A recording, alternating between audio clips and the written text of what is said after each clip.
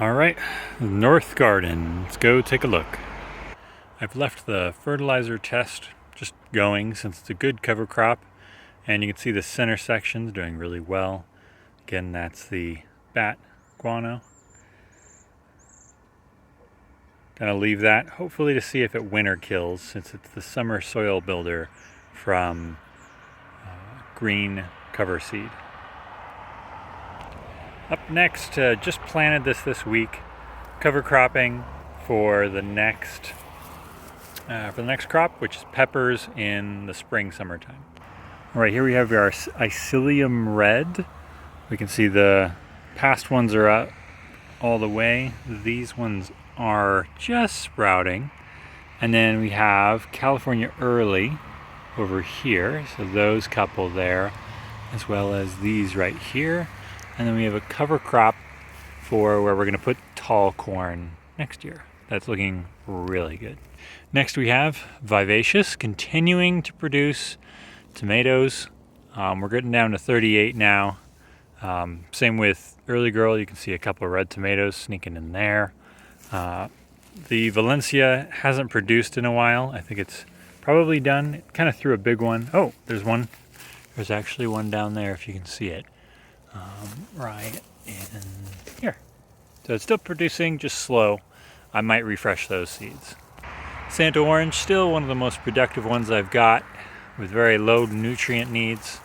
We continue here. We see there's a couple forming on the round one there. Clementine, I forget what it's called. So that's doing decently well. And yeah. Next, I took the bed that was sitting right here and moved it over there.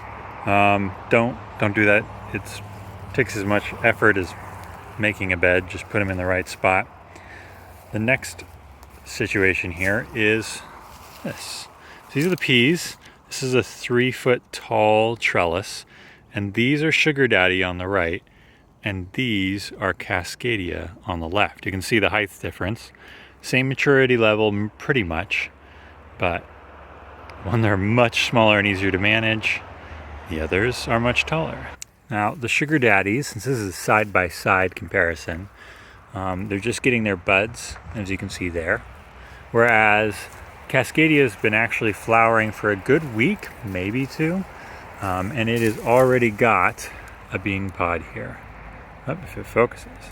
There we go. So that's probably the biggest one. So it's probably tied for biggest there. And then you can see there's flowers on them. They're all white, white, white, white. But for some reason, this one in the back has a pink on the bottom. And if you look over here, you can see this one has a really dark purple look to it. So I think these were possibly crossed and they didn't know it when they sold the seeds. So I'm going to reach out to them and see what's up. You can see this red right here. It usually aligns with the flower. Same gene. So it's got a strange gene. You can see the rest of these. None of these have red. The one with the pink back here has a little bit of pink red in there as well.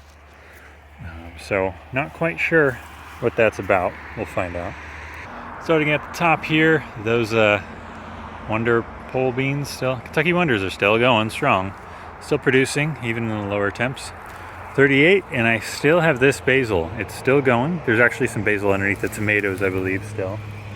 And then down at the bottom, we have 2 cabbage plants. There's one. This is Tiara cabbage. It's smaller. And then I've got a beet here, but everything's eating it. So I need to put a cage over that. I'll probably take this cage and move it. This is our Brussels sprouts, looking a little bit leggy. Hopefully it's not in too much of shade, but we'll see. And then we can see back there is our fennel right here, looking good. Other one got taken down. This cabbage is not happy. I don't know why. But we did get, these are coriander seeds. We get some free coriander seeds. See a bunch of them sprouting there. We got our Egyptian onion. And then we got the thyme that continues to grow really well. Thinking of putting thyme between every single bed in that little nook and a different time for each one. So that should be fun.